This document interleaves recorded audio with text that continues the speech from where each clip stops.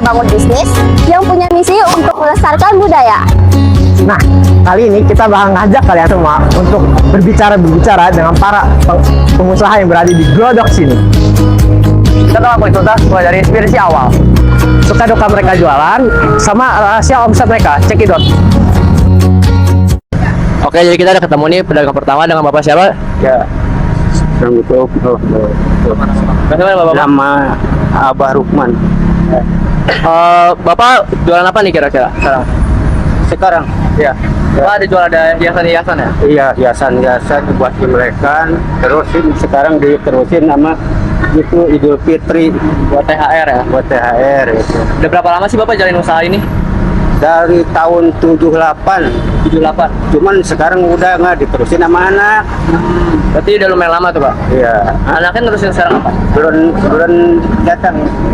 Ada sebentar lagi datang. Ya, iya. Berarti Bapak pagi doang nih? Ah, jadi main doang. Main doang. Berarti Jadi jualan yang ada yang itu kan sama itu sama anak saya lagi di kontrakan sekarang. berarti Bapak main doang ya jualan Pak? Kan anak. Doang. Kalau ada dia nggak ada baru saperin gitu. Kita mau sama anak suruh berarti nggak usah ini, nggak usah jualan lagi gitu. Makanya sini cuma main nah gitu. Ya, kemarin kan Imlek kan hampir tiap hari ke sini bantuin dia ya. Iya ada yang beli, dia ada yang beli kan gitu kan. Rame berarti? Alhamdulillah Imlek kan kemarin gitu. Tapi sekarang lumayan juga. Tetap rame lah sampai sekarang. Nah, Lumayan gitu. saya mau lanjut aja nih Pak. Ya. Kenapa Bapak lebih memilih jual produk-produk kayak lonceng, lontian, habis itu angpau? Kalau di sini dari dulu dasarnya dari mana-mana ini udah habis ntar ganti ya perabotan juga sama anak juga. Gini cuman Imlekan Idul Fitri. Ntar kalau udah Idul Fitri ganti perabotan. Soalnya di sini mah di Glodok mah dari dulu biarpun dari Medan dari mana yang belanja ke Glodok kan. Bangsa tanpa Imlekan itu. Tapi sekarang kan jadi menurun ya kayak dulu kan. Ya. Kalau dulu bukan golongan banyak ya. Iya. Sekarang udah aja gitu. Ini sisanya sekian banyak tuh. Kan biasanya paling segini sisanya sedikit. Sekarang mah rugi sih enggak. Cuman nggak kayak dulu gitu. Nggak sampai dulu ya? Iya, nggak kayak dulu kehasilnya gitu. Cuman bisa anak buat kebayar, dia ada untung dikit gitu. Kalau dulu bukan pas pulang beres ini bisa bisa. Kalau sekarang. Sekian dulu ya Pak, makasih ya Pak. Ya kalau tuh Baik, kok boleh tahu namanya siapa Pak? Ready ya. Oke. Kok kira-kira udah jualan kotak-kotaknya udah berapa lama Pak? 3 tahun lebih. 3 tahun. Oke. Kira-kira kenapa sih jual produk ini? Karena makanan langka udah sekarang. Udah langka ya. Oke. Terus bagaimana cara menyusun bisnis dan permasalahan yang dihadapi dalam proses penjualan? Kira-kira gimana? Ya, ada naiknya. Dalam beli sekarang ini kan karena ada pemberian depan itu kadang. Oh iya. habis. Kalau kira-kira dipengaruhi nggak sih sama kayak pembelian online gitu kayak ojol gitu, Grab gitu, enggak ya? Kira-kira abang cara ngatasinnya bagaimana tuh bang? Ya ngatasinnya udah dari sekian lama udah pelanggan udah banyak. Oh, udah langganan ya berarti ya? Oke. Terus gimana sih bapak cara supaya bikin usahanya makin berkembang gitu? Kira-kira gimana tuh pak? Ya ya biar makin berkembang kita makin banyak cabang. Udah ada sebagian. Oke. Kira-kira berpengaruh nggak sih Pak letak jualan di sini sama yang di sana gitu? Kira-kira berpengaruh nggak sih letak lapaknya gitu sama omsetnya gitu kira-kira? Pengaruh. Berpengaruh ya? Oke. Terus kalau boleh tahu nih Pak, kira-kira berapa sih Pak sekali dalam satu hari Bapak bisa jualan bisa berapa bungkus sih Pak? Ya kadang kalau hari weekend aja hampir 300 biji. 300 ya? Oke. Kira-kira apa sih yang bikin Bapak atau Bapak paling semangat atau senang pas lagi jualan setiap hari ini yang bikin motivasi gitu? Motivasi ya ketemu sama pedagang bisa ngobrol saling berbicara gimana Berinteraksi gitu ya. Oke, sekarang di samping kami udah ada narasumbernya. Langsung kita sapa aja. Halo Pak. Ya. Langsung boleh tahu dengan siapa? Dedek. Dede. Dede. Dedek. Dede. Oke. Sudah berapa lama menjalankan usaha ini? Kira-kira 15 tahun. 15 tahun. Oke. Kenapa memilih jual produk ini? Masalah jual kacamata. Karena turunan dari orang tua. Turunan dari orang tua.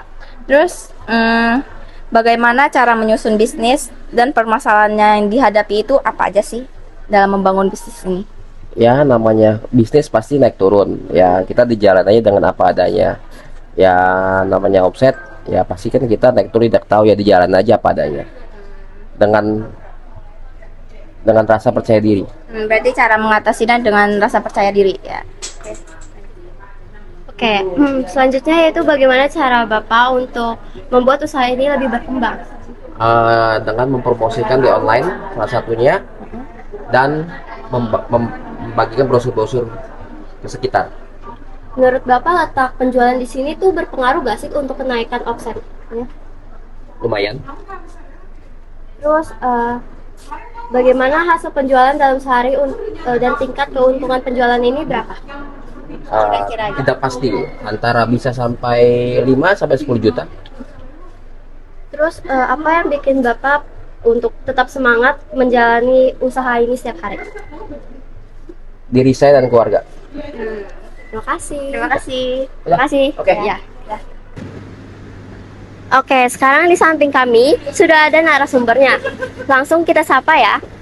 Untuk Ibu namanya siapa ya? Ali. Ali. Oke, sudah berapa lama menjalankan usaha ini? Kalau usaha ini sih udah berdiri dari tahun 2002 ya, jadi udah 24 tahun sih. Oke. Kenapa memilih menjual produk ini dibandingkan yang lain? Misal dari inspirasi ini dari daerah atau dari budaya yang mana gitu? Karena kan ini kan perhiasan ya, ini emas ya. Jadi kalau kita jual ini kan istilahnya untuk investasi jangka panjang. Jadi kenapa memilih ini? Karena ini tuh untuk investasi jangka panjang bagus. Terus kita beli pun kita simpan lama ya, nilainya tuh nggak akan turun. Terus bagaimana cara menyusun bisnis yang udah ada sekarang nih, tapi masalahnya ada apa aja? Maksudnya masalah dalam Ya. bisnis. Masalahnya mungkin karena pasaran sekarang lagi sepi ya, kan tahu sendiri harga emas lagi naik. Jadi lumayan sepi di situ sih, karena ekonomi kan lagi turun. Cara mengatasinya? Kalau untuk mengatasinya sih kita lebih ke iklanin aja sih di sosial media kayak Instagram, TikTok gitu. Kita iklanin kalau ada promo-promo, terus ada stempel-stempel event-event juga sih buat narik pelanggan. Nah, habis itu bagaimana cara Cici membuat usaha ini lebih berkembang?